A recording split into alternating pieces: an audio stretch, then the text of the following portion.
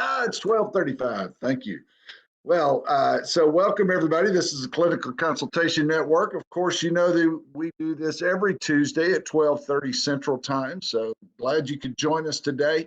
We have a couple great guests in Adrian O'Brien and Renee Bushelon, who are here to talk to us about services for people who aren't in services, or help for people who aren't in services, which is a large proportion of people with IDD that are not in services. And so I did have a quick article that I will share with you in a moment that illustrates a couple of quotes that I think will illustrate this need. But before we get into that, Babs, let's do our announcements. And then I'll do that brief article, and then we'll let Adrian and Renee take over from there. All right, so today, of course, is February 7th, CSI. You're the CSI unit, Adrian and Renee. I didn't realize that. Okay. Crisis, but in this case, Crisis Stabilization and Intervention, the APS and DIDD emergency process. And Adrian and Renee are going to present that to us shortly. So thank you so much for being here. On February 14th, I won't be here. And I'm really disappointed that I won't be here, because we're going to be talking about sexuality, which is such an important topic for people with intellectual and developmental disabilities. Catherine McLaughlin is going to be here to talk to us about that. February 21st, we've got 21st. I will also not be here. I'm getting a knee surgery these next 2 weeks, so I will not be here the next 2 weeks, but Babs is going to fill in my stead. And so I think it'll all be just fine. But on February 1st, I can't get a word out here. On February 21st, we have John Paul Newland from the Tennessee Commission on Children and Youth that will be here to talk to us. February 28th, we've got our fourth Tuesday NAD collaboration coming up. And then on March 7th, actually, we may be filling in with someone else here on March the 7th. Mickey Tonis may be filling in on that date, but we have March the 7th, we'll be here again. All right, and so welcome today's guests, Adrian and Renee. Before we get to them, I'm going to let them introduce themselves in just a moment. But I just wanted to tell you about this brief article that I located discussing this topic. It's by Sue Coyle. It's the IDD gap. And so this is from Social Work Today. And basically in this article, she talks about the need, and she's interviewing a couple of folks who've been in the field for a while. One is Samantha Fuld, and the other is Berlin, or her last name. I've forgotten what her first name was, but the need here is basically, they say every social worker is going to work with people with IDD and their families. And so it really is virtually impossible to think that you wouldn't, as a social worker, do that. And that's in part because the prevalence of IDD is greater than most people know. And in fact, there's an estimated 1 in 6 children that have a developmental disability. So if you translate that to Tennessee, 1 in 6 would be, that'd be close to 1 million people, really, that might have some sort of a developmental disability. And by 2030, an estimated 1.2 million adults over the age of 60 will be individuals with IDD. So basically, there's a great need for it. And not every one of these people is going to end up being in services. Some of them will. Some of them, I know that Adrian and Renee are going to talk about, may be waiting on services or trying to find services out there at the current time. And so basically, though, the basic theme here is that people without services, so to speak, often need support. And so that's what we're going to be talking about today. And I'm so thankful to Adrian O'Brien and Renee Bushelon for being our guests today. And with that, who's going to introduce themselves first? Renee.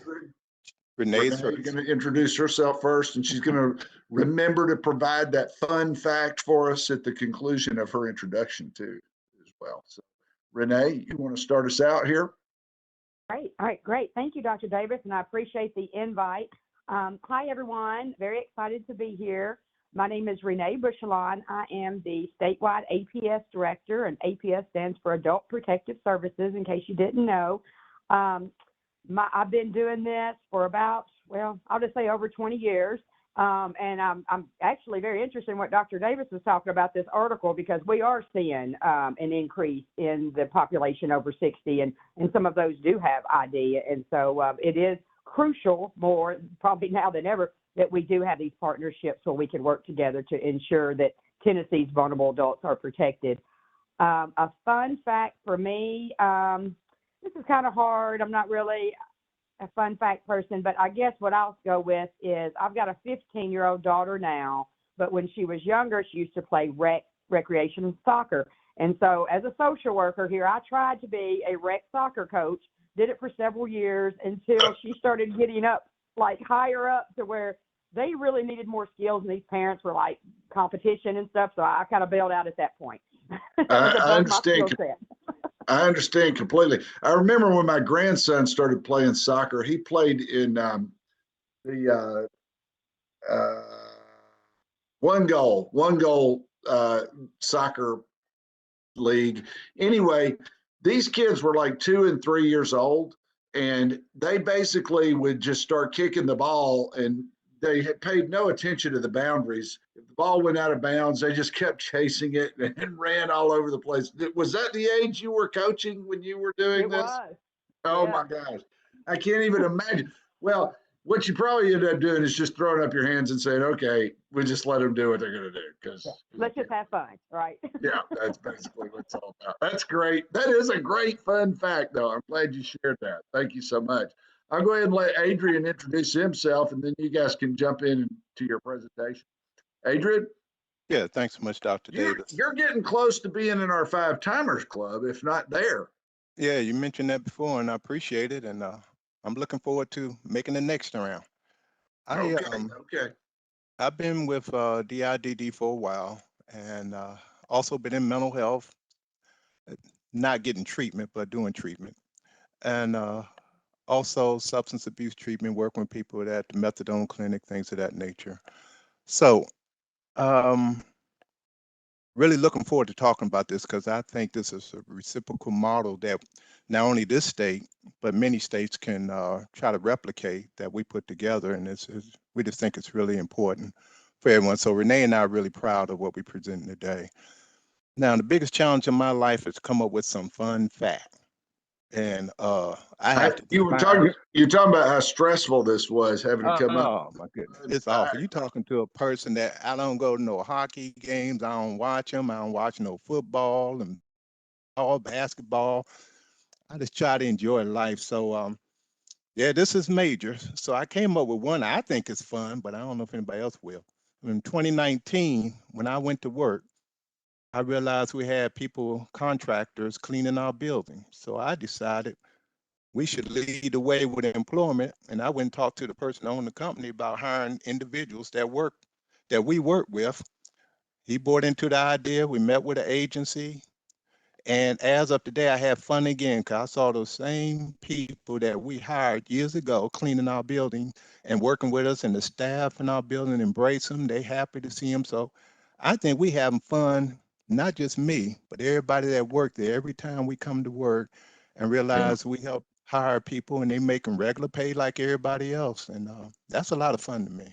Yeah, that sounds like tons of fun, and that's a great fun fact. I'm really, yeah, I think that's one of your strengths, getting people connected to things. Thank you. Adrian. Thanks so much. Mm-hmm. And Appreciate well, that's great. Thank you so much for those introductions. With that, I'm going to let you launch in. I think you both got a presentation that you're going to do.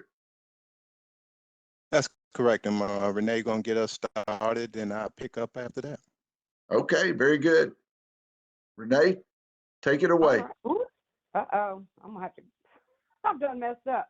Sorry, I don't know how to go back. Let me see if I can figure that out. Okay, now can y'all see my screen? Everything good? All right, in slideshow. All right. Looking good. Again. All right, so Adult Protective Services, hopefully you all have heard of us. We are housed with the Department of Human Services. We're a pretty small program compared to some of the larger programs in our department. We're about 150 folks statewide. That's our intake unit as well as our field. And our mission is to protect Tennessee's vulnerable adults. through collaboration. All right, so in APS, we have a how and a why that we always put on the forefront of everything we do. This is why we do what we do, and this is how we do it.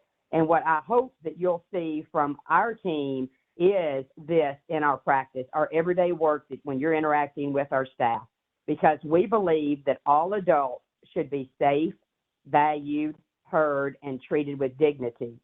This doesn't mean just our clients. This means you all as our partners. This means our collateral contacts, our other partners. It just means everyone. It means our staff. We treat our staff this way. And we want to do that by three ways. We want to be trustworthy, resourceful, and effective. We want to always make sure we follow through on what we say. If there's roadblocks, which I know many of you on this call probably see those, we see these roadblocks often. It's, red tape, different things. Our motto is we can't let that stop us from protecting a vulnerable adult. We cannot let somebody be in danger because of some roadblocks, so we're going to go around them. And we also want to be effective. We don't want to just put a Band-Aid on something. We want to actually change the life of that vulnerable adult that frees them from any maltreatment that they may be encountering. All right, so how do you get our wonderful services? We have a centralized intake that operates 7 days a week, 24 hours a day to take your report. We are a mandatory reporting state, meaning that anyone in the state of Tennessee who has suspicions, regardless if you're a neighbor, a friend, or a professional, you are mandated to make that report to us. We do have several options of how you can make that report to us. And please don't if you don't know if it really meets our criteria, don't let that stop you from making a report to us, because even reports that don't meet our criteria, we're going to try to get that to the agency who might be able to help. So, for example, if it's a report that doesn't meet our criteria for financial exploitation, for example, because we only investigate government misuse of government funds, if it's for scams and frauds, if you make a report, it may not meet our criteria, but we can then notify local law enforcement in the DA's office to make sure that the proper agency is notified that would have jurisdiction over that. So here are our ways to make a report. You can call our hotline. Like I said, that's 24/7, 1-888-APS-TENN. We also have an online reporting website that you can report 24 hours a day, 7 days a week. We do ask, though, if you have a situation in which you think is an emergency or needs immediate attention, please give us a call and don't do a report online, because we may not get to it in time. We kind of go through those a couple of times a day, but if it's something urgent, we may need to know right now so we can get somebody out there right now. We also can take reports by mail. Of course, we prefer a different manner so that we can get more information, but we do have that option for those that do not want to make a report the other ways. As I mentioned earlier, reporting to us is mandatory. However, the other part of that is our statute does require confidentiality. So if you make a report to APS, we're going to keep that confidential. Only a judge, a court, could order us to release your name if you make a report. People be trying to guess it all the time, but our staff cannot confirm. We cannot agree or deny or confirm that that person is the reporter. But people do try to guess. I will say that, but we do not tell. It's actually a crime if our staff tells who the reporter is without a court or a judge ordering us to do it. It is a misdemeanor. So we do not share that information. So who do we serve? So we take reports of abuse, neglect, and exploitation of vulnerable adults. Vulnerable adults in Tennessee, by our statute, is defined as someone over the age of 18 who has a physical or mental limitation that prevents them from protecting themselves, or they could have advanced age due to frailty that keeps them from protecting themselves. Now, this is a 1974 law, so y'all don't kind of throw rocks at me when I tell you what the age in Tennessee is for advanced age. It is 60. So I know that the federal government uses 65, but I know many 60-year-olds who are not considered vulnerable. In fact, they're more active than I am and do things better than I do.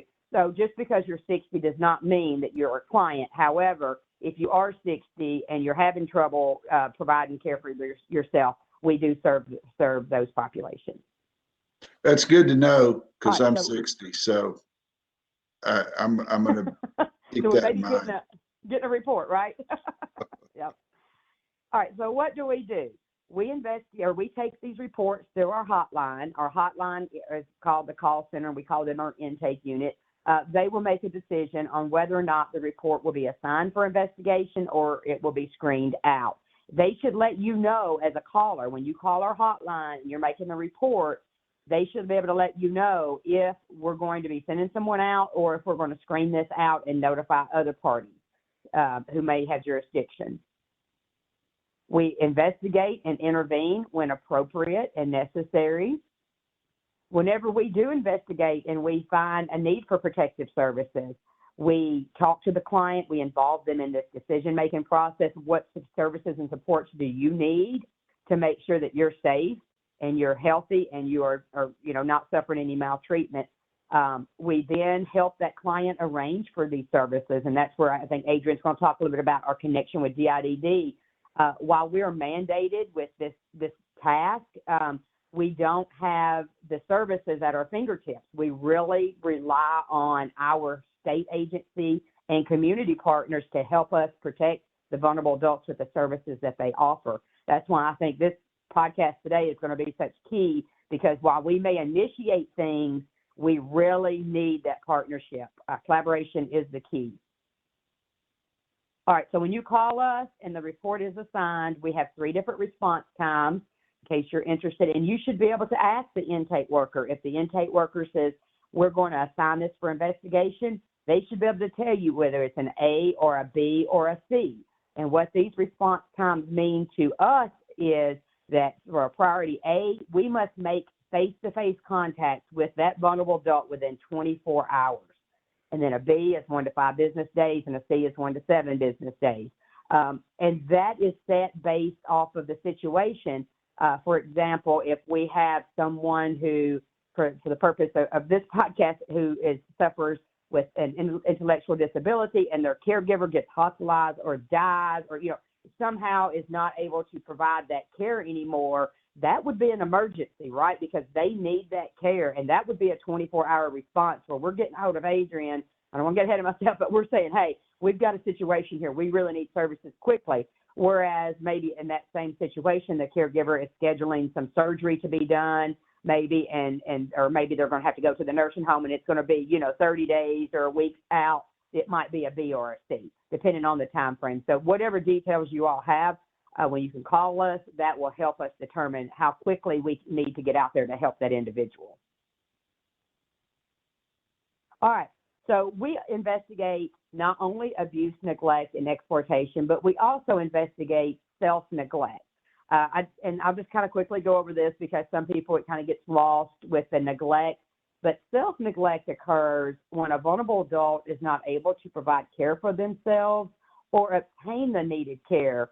And when we talk about care, we're talking about services and supports as well. Anything that will help them ensure that their basic needs are met, their ADLs, that they're able to complete their ADLs, and they're not suffering any type of maltreatment. This is when they don't have a caregiver.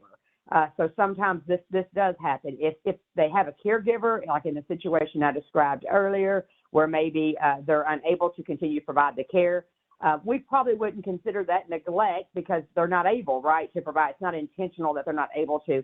We would probably take that report as a self-neglect because the ultimate goal here is to help that vulnerable adult. And to us, it's really not a matter of if there's a caregiver or not. It's really, we're looking at what they need and how to get the person the need or the services and supports to address those needs. All right, and as I mentioned earlier, collaboration is the key to what we do to protect our vulnerable adults. We recognize that one state agency in Tennessee cannot protect all of our vulnerable adults. We cannot do it alone. It does take a village, and creating processes like Adrian and I don't really take full credit for that, but our program has created together. We have seen such a dramatic increase and expedited process to help these vulnerable adults get the services and support that they need and they deserve. And that is all of my presentation. Here is my information.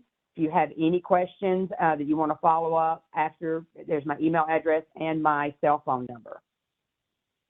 All right, I'm going to stop sharing and let Adrian take over. I don't know if there's any questions or if this is a time for questions or not, Well, Dr. Davis. let me say this. Yeah, questions throughout. So if people have questions, I'd like for them to enter them in the chat, or we'll give them a little bit of time if they want to right now and jump on and ask questions if they prefer. We may give them a minute or two in the chat and then come back to you shortly. But I'm curious because we're familiar with probably, I mean, of course, in our field, we're familiar with adult protective services as well. I just wonder if maybe you could compare and contrast some of the things that you get into in adult protective services that may differ from things that caseworkers in child protective services may get into. So how is it different? Oh, yeah. Tell us a bit about that. Okay, sure. Yeah, that's a hot topic. I can certainly talk about that. So I think there's two main issues. Adults have rights, children don't. So that is one thing, because I used to work children's services many moons ago, but I did that when I very first started. It was much quicker and easier, I guess, to take custody of a child because they don't have rights. All you have to have for custody with children's services is abuse and neglect. Whereas with adults, in order for us to remove an adult or force something on an adult that they do not want, we have to go to court, and there has to be two things. Since they do have rights, they have to lack the capacity to consent to services, and they have to be in imminent danger of death or irreparable harm. So someone that needs 24/7 kind of support, if that gets removed, that's automatic imminent danger. If they lack the capacity to understand their situation and to consent to services, that is the second piece that we would need. So that is one. That's a very good question. That is one of the main things, because people don't understand sometimes why we can't move quite as quickly as children's services. They also can do ex parte orders. We have to actually go in front of a judge because we're literally taking away the right of an individual who has the right to self-determination, to have that right to make decisions. Maybe bad decisions. Some of us all make bad decisions, and that's okay. That's not illegal if they have capacity. And then the second thing that I think it brings DIDD in, why our partnerships work so well together, is that we don't have federal funding for foster homes like Children's Services has. Now, I'm not going to sit here and say they've got placements just readily available, because I don't know, but I do know that they do have some funding for those types of situations. Capacity. We do not. Yeah. At least have the funding. Let's put it that way. Yeah. Yeah, exactly. Adults have nothing. We have no money for foster homes. We really rely on the DIDD waiver or the ECF choices. We really rely on our partners to provide those protective services, including that placement. And we really can't take custody until we have that placement. That's why I think the quicker we can get together and assess and arrange for these services and supports, the quicker we can legally take some action to make that move happen. Okay, well, thank you for that. And I do want to remind everybody, as you have questions, go ahead. Somebody want to come on and ask a question? Or was that accidental, perhaps? Bleed over. Maybe I was hearing things as well. Perhaps I need to check on my medication a little bit. We did get one question in the chat. Okay, yeah. It is from Dan, and it says, for APS services, does vulnerable adults include adults with disabilities under the age of 60 who may also be in a situation of self-neglect due to mental health issues or early onset dementia? Yes, it would. If they're over 18 and they have some type of limitation that prevents them from protecting themselves, it would meet our criteria. So really, any adult who's having trouble protecting themselves would be fair game for a report. Fair game, right? Exactly. Yep. And sometimes we may have some history. You know what I'm saying? Maybe you don't know for sure what their disability may be, but we might have some history that we could piece it together. All right. Well, with that, we'll move on over to Adrian and let him pick up with his part of this presentation. So Adrian, if you want to take over, feel free to jump right in. Appreciate it.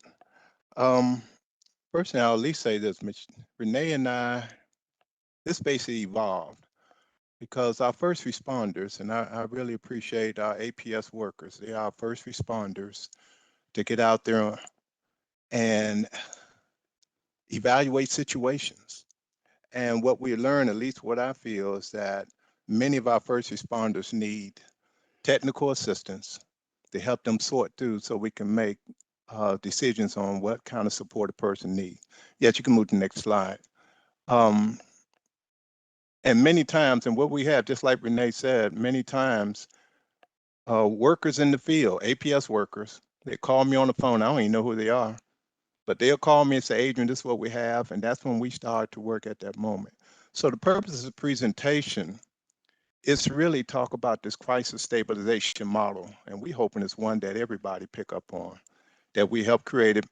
And our focus right now is on people with ID and DD and their family members in crisis. Also, to let family members know that we do have a system that we have put in place to take care of their family members if something happened to them. I have worked with family members that actually have said to me, and not in a mean way, but they wish their family member with ID or DD would pass away before them because they want to make sure they're taken care of, and they worry about that. So I'm hoping today's presentation will help them relax a little bit more and let them know some things we have put together. So this really also focusing on those caregivers, those parents and family members. Next slide, please. So my question is, and many of our questions, what happens if a person with ID or DD, parent or primary caregiver, become incapacitated, become extremely ill, have mental health crisis, admitted to the hospital, or suddenly pass away? Next slide, please. So many family members are already wondering. I mean, right now, while we're watching, we don't know how many family members, how many parents are watching that already wondering, who's gonna care for my child? And no matter how old we are, even if we're 60, if our parents are living, it's still, for that parent, we still their child, no matter how old we are. And what's gonna happen? So I basically had got this information from just going online, and this was some of the other things people were just thinking about. They worry, they fear, they can't even relax at night because they just wondering if something happened to them tonight, what's going to happen. Many have talked about the worst scenario, somebody knocking at the door and that person just there. Next slide, please. So what we'll be doing is talking about what we have developed in our partnership. And when I say partnership, as I mentioned, I get calls anytime. Most of the time, the investigator, the APS worker, call their supervisor, and they say either call Adrian, mainly for the technical support so we can figure out what's happening. So that's the first responder. And then we do a brief assessment. And next thing I usually try to do is just check our system, because that's what we do. First, let's see if the person even in our system. If so, that means we can access a caseworker immediately. Then we look to see have a referral been made at all. That's what I do. I look to see have an ECF referral, any kind of referral. Have they come into our system in any kind of way? And if, of course, if they have, then we can really move even faster. If not, then we have to move from just processing the case like anywhere else. Next slide, please. So what I'll be doing is reviewing just 4 cases out of many that we had collaborated on. And I wanted to present these because these are cases I'm extremely proud of, but they also the kind of cases where it's like unbelievable, but this is real. And this is what has happened here in Tennessee, and this is what we teamed up on. Next slide, please. One of the cases here, this was the home right here. APS went out and they got a call. And it just so happened in this home, and look, when you look at the house, this person home on the outside, it looked like everything is fine. I mean, the home looked like maybe a $500,000 home. And it just looked like nothing's going on. But APS got a call And what has happened in this case, it was an individual living with both parents, but both parents were prominent. They worked very well and worked hard, and the dad's health declined. And the mother's health started declining also.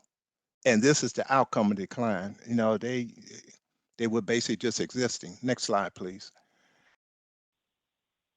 The dad, my understanding, just stayed in this same chair because medically he had needs. So that means you could look at the furniture and he even started having accidents on himself, couldn't take care of himself. And that's the way he was living. And he was just too big for the wife to help assist anywhere. But then she also started developing issues. So when we went in this home, this was just a small sample of what it was like.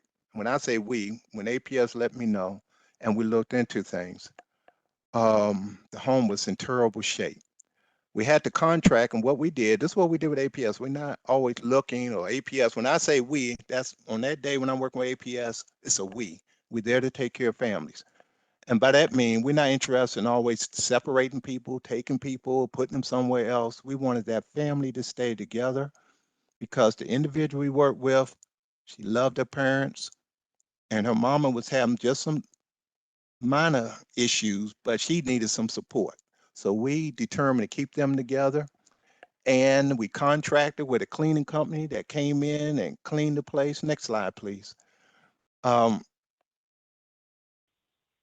issue, we can go on next, perhaps the next slide too. The next thing what we did is after we cleaned it up, we kept the family together. That's the outcome of us cleaning it up. That's an APS DIDD worker. We got in there, we got a company cleaned. That was the home after the fact.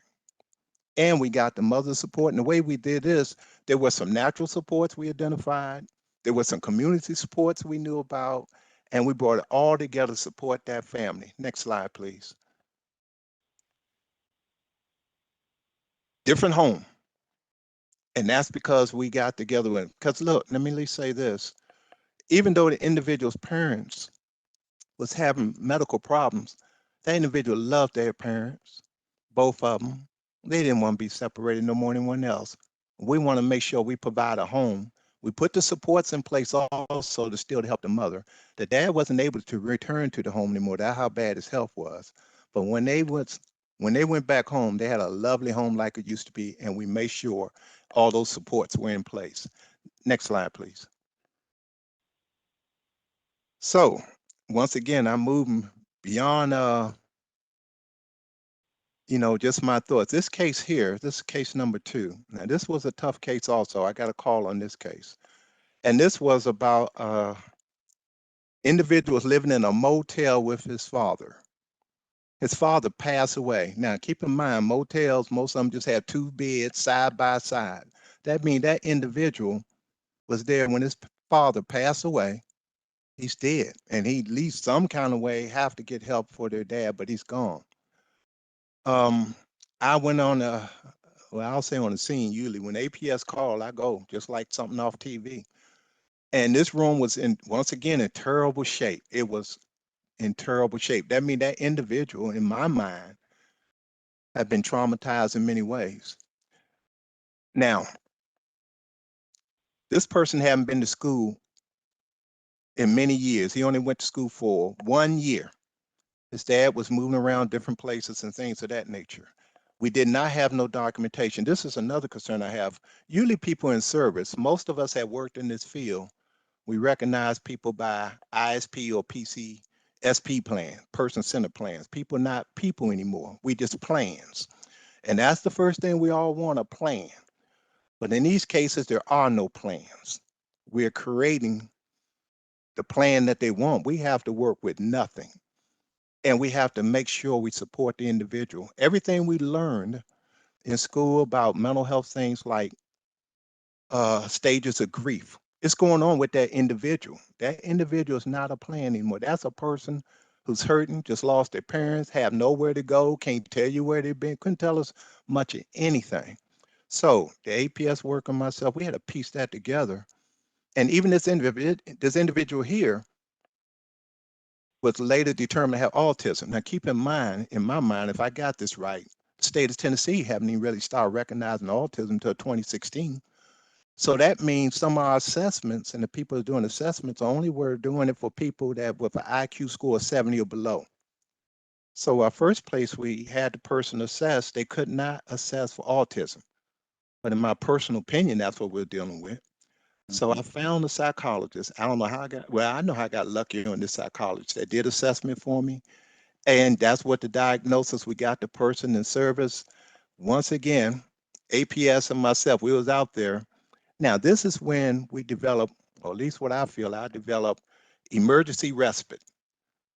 Emergency respite means I need something right now. The person have no place to go. And so I worked with another agency, and then keep in mind, this agency is approved for all the MCOs. And I let them know what we need.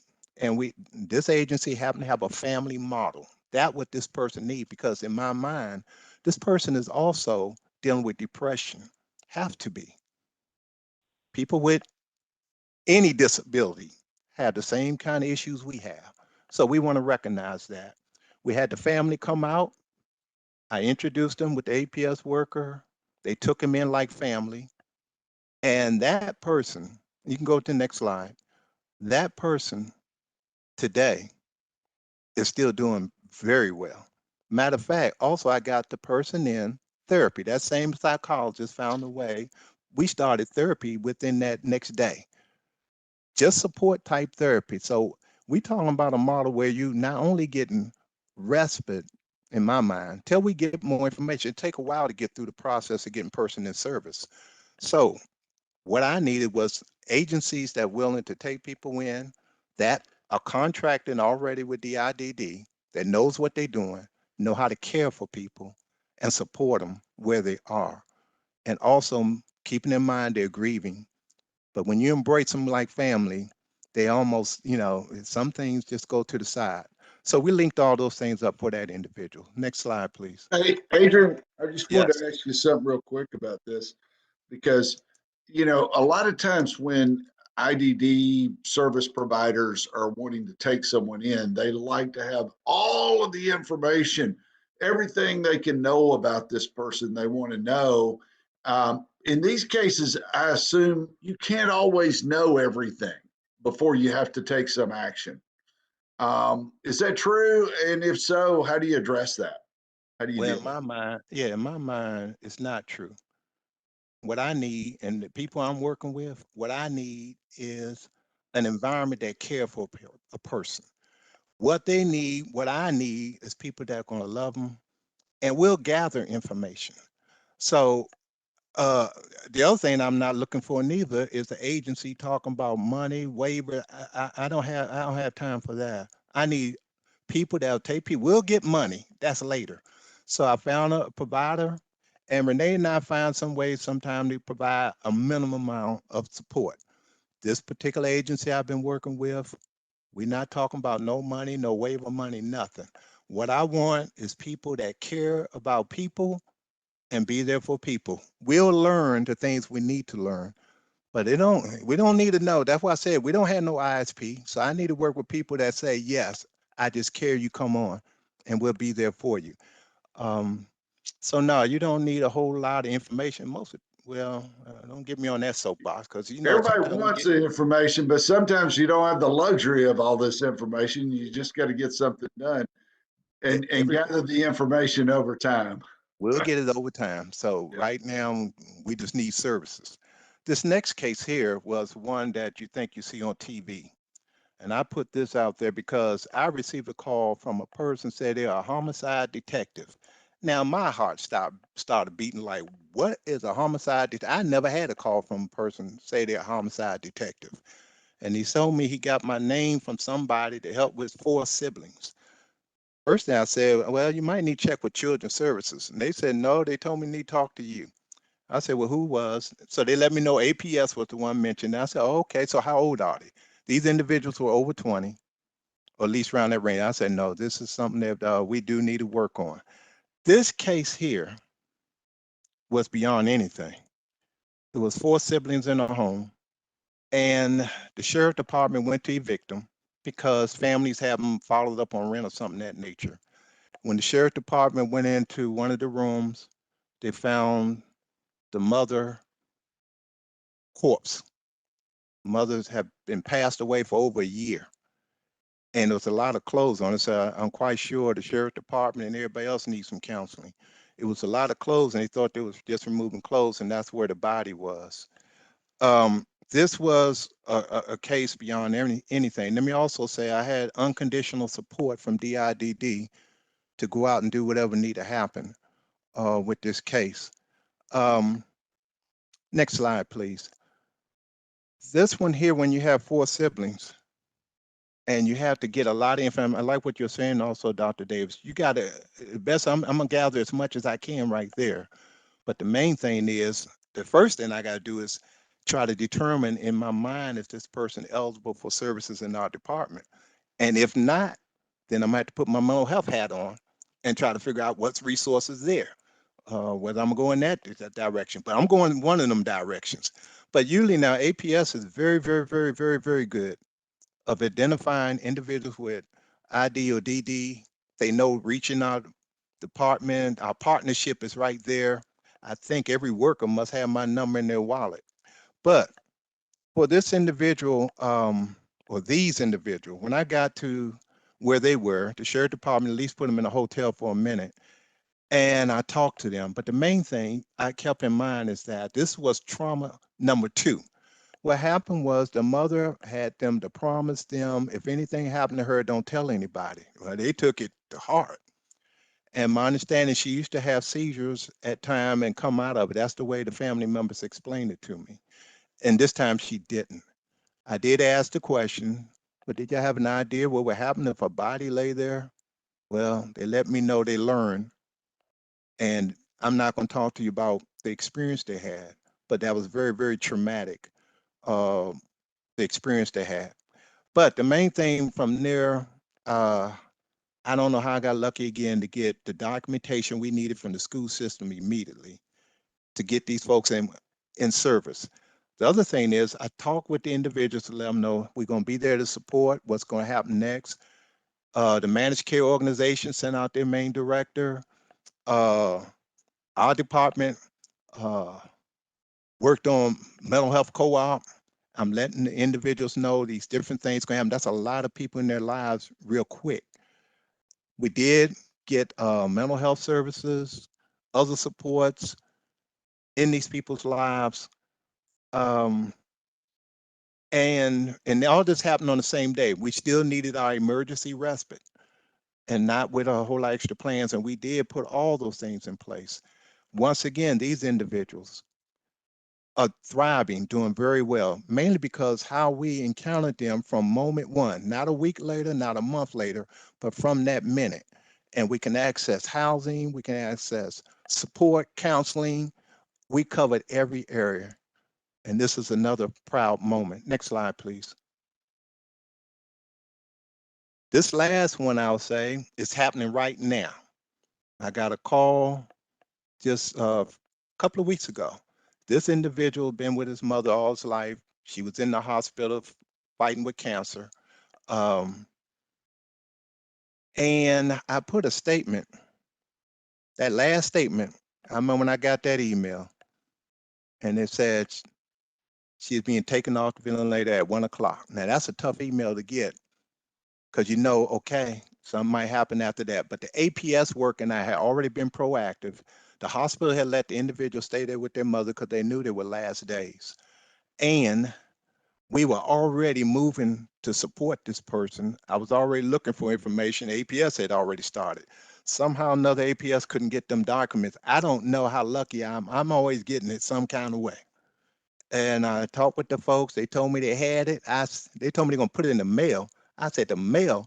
We still working like COVID or something. I said, I'm coming to get it. Put it out there. I got my ID. I went and got that. That's just like winning the lottery to me. The main thing is this person, we identify supports, natural supports for the person that told them they can stay with them until we get the person in service. Next slide, please. This person, that's fine. This person, I wanted you to see some of the statements because I asked APS worker, we're going to meet with them at 10. I tell you, I'll be there about 10:15. Let them know I'm coming because you at least still want to let people know the different changes that come. It helps. And those statements you see what the person told me. And the wonderful thing, the person said, I know where my mom is now. That's what the person said to me. We had to process that some. It wasn't about IDDD, nothing at that moment. He'd been with his mom and she passed away. So we processed that a little bit. And then the person even said it's nice to have help. I mean, this is the person just feeling good and we adding closure. So what we had on that case is once again, we still had emergency respite. We also had supports and we also was working with the person. And also, once again, I get moving on these cases and I have extreme support, good support, team care. Everybody was just reacting. This stuff was moving like, I don't know, hey, it was fast. Let me at least tell you that. The team care office processed that stuff. Usually in these kind of cases, and the support I have, and Renee, she can work it for me sometimes. She let them folks know, Adrian working on, we can move those cases so fast, it's unbelievable. And that's what we did with this person, and we're still working with that person. Next slide, please. Now, I'll at least say this. I hope I hope y'all can hear the excitement, the privilege to work with these families, to work with Renee, APS. Like I said, those are my heroes. I know people been putting heroes out there everywhere for all kind of jobs, whether people making hamburgers or hot dogs or from the nursing home. But our heroes are APS workers. They go out there by themselves. Usually one worker don't know what they're going into, but now the workers know they're armed with something. They got my phone number, and then we work it from there. The next thing I'll at least mention, what I'm trying to hope to see, can we expand on? I talked to Dr. Carol Price Guthrie. She did a presentation here before about telehealth. Well, we're going to now see, can we include telehealth with what we need? Because many of these individuals might have health problems and we don't have time for them to sit in the emergency room for about an hour with less information. Telehealth can really connect these people immediately. If they need a little medication to help them relax, we should be able to get it. If they need mental health treatment. So we're looking at how to collaborate with telehealth so we can get information right on the scene from a doctor, not from somebody that's just dropping through. So it should be on demand. I'm excited about this and I'm hoping we can expand on this more and complement what's already happening within the department. That's basically it on the presentation. Oh man, wonderful, wonderful stuff. Just appreciate you guys so much coming out and talking about this because, yeah, these are folks you're bumping into who really, they haven't adapted to or been in our services, and you're just catching them right here on the front end of that. And I expect there are some times you're running across people who've encountered a terrible loss. It's, when we're busy trying to arrange a place for people to go, it's easy to kind of lose yourself in some of that and not address some of the human needs that the person has in these circumstances. But I see reflected in each of these cases that you have not only addressed their need for housing, but also their need for emotional support and care in that. Yes, we have, and I appreciate everyone. I appreciate the agency I've been contracting with. They know when I call, they know what I'm looking for, and I let them know. And it happens immediately. But the main thing I enjoy that you don't hear a lot of in my mind, to have two departments that pull together. Renee, I knew there was a need, and there have been times people have passed in on APS, but they need some expertise in certain areas, and we team up, and it's wonderful. And I appreciate the privilege of working with APS, and also for our department because our department let me just freelance and just help all over the place. So yeah, you talked about fun earlier. I'm having fun all the time. You're free agent, aren't you, Adrian? We Free. we kind of just wind you up and say, here, take off and go. Yeah, I'm That's the there way for it the needs to be. families.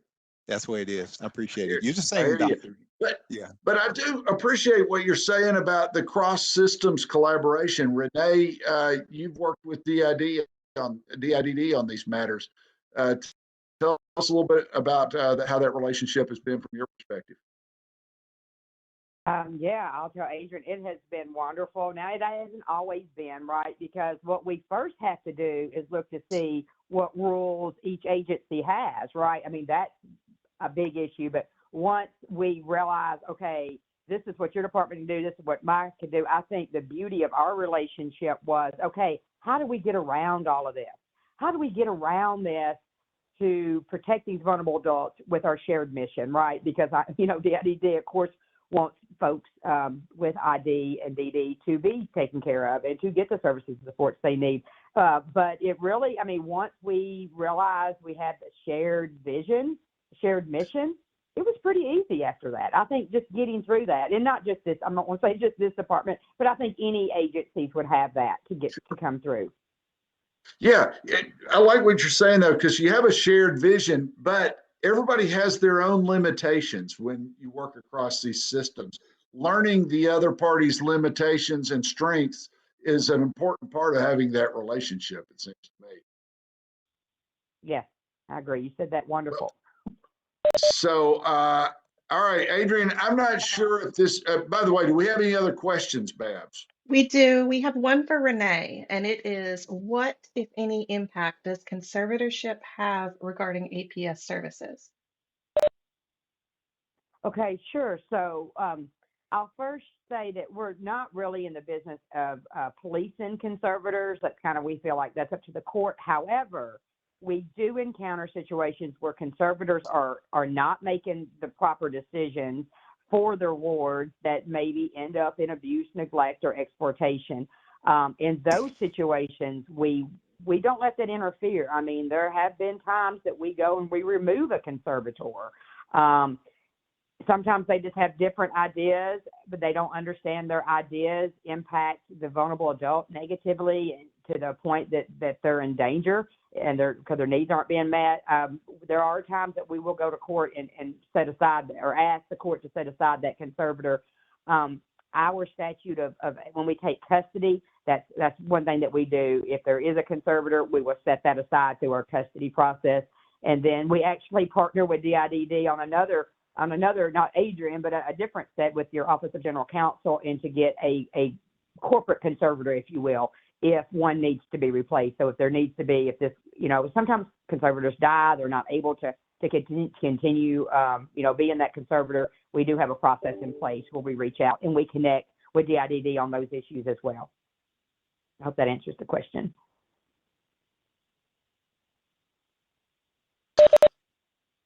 I think it does.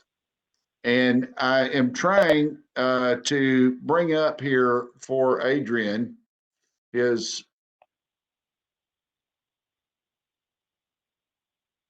green jacket, but I'm having trouble doing it at the moment. But I did have a really great graphic here for you because it's a virtual green jacket rather than a real green jacket. I'm not 100% sure if this is your 5th time on here or not, but I'm pretty sure you're close. So by the next time you come, I will have your virtual green jacket, though, Adrian. Thank you so much for being such a loyal presenter here on our podcast. And Renee, thank you as well for being here. I really appreciate both of you. The work that you do is just tremendous. And I think where you're meeting these families is at a time where they're in the greatest degree of stress over the situation that they're in. And you're meeting them and meeting those needs at a really critical and important time. So thank you so much for the work that you do. And thank you so much for being here today. Thank you. Thank you. We really appreciate the partnership because, like I said earlier, we couldn't do it without you all. It really takes a village, and I'm really, really happy. That could be our credo in the Clinical Consultation Network. And so everybody out there are our partners in carrying out this work that we all do. And thank you so much again for being here. Thank you, audience, for being here. You will do it the next 2 weeks with Babs as your host. And so treat her nicely during that time. Please attend. And I will see you back here on the 28th. But appreciate all of you, and we'll see you next week. So long.